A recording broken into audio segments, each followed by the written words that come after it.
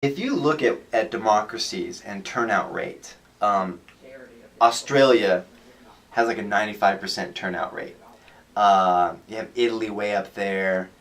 When you look at all the sort of Western democracies, we're at the bottom. I think we only beat out Poland, right, when it comes to turnout. And our turnout is about 50%, 52, 54%. Why is that?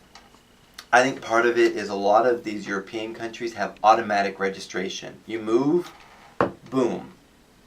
Your registration, voter registration follows you, right? It's all in the system. North Carolina has a pretty good system. When I moved here, got my driver's license, they asked, do you want to register to vote? Okay. Boom. It's done for me. So that was nice. So you're starting to see that in the United States, registration is getting a little bit easier. You have on-site registration here in North Carolina during early voting. Hadn't registered 30 days ago? Fine. Come to a voting site, register, and vote that same day. Minnesota has same-day registration. So I think over the last 50 years, you've seen the barriers to vote decline. But there's still enough barriers that it could discourage people. Now we have voter ID laws in some states. And then I think another thing, we have a two-party system. And some people just think, wow, these two candidates are really not that different. And so a lot of these European countries, they have more than two parties. And that gets people more excited about voting.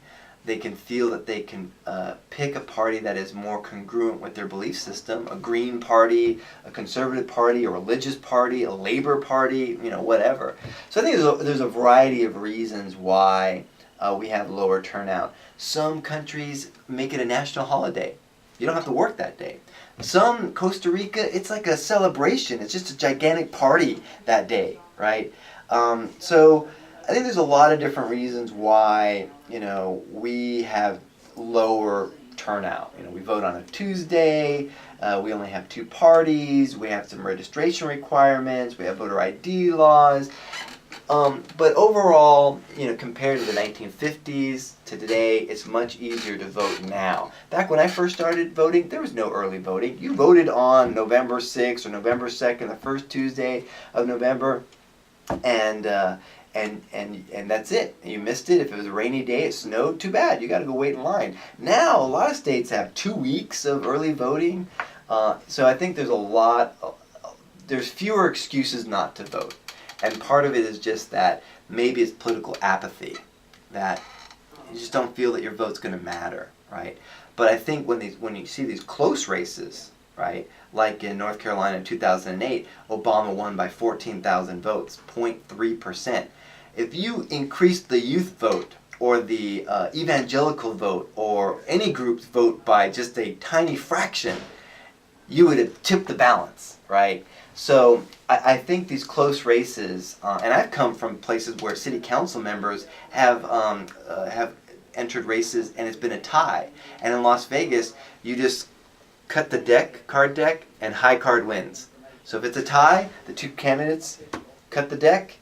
You got a king, I got a 10, you're now the city council member. One more person coming out to vote would have changed the difference, right? So I think we actually are starting to see an increase in political efficacy. That we think that these are close races, and my one vote might not matter at a presidential race, but it could matter in a local race, and a 1% increase in the youth vote can make the difference, right? So I think we do feel that voting matters now. And that's why I think you're seeing the youth being more connected to politics. The internet might help. More people are going to college. Now 30% of the adult population has a college degree. I think all of that is contributing to just the youth vote being more politically engaged.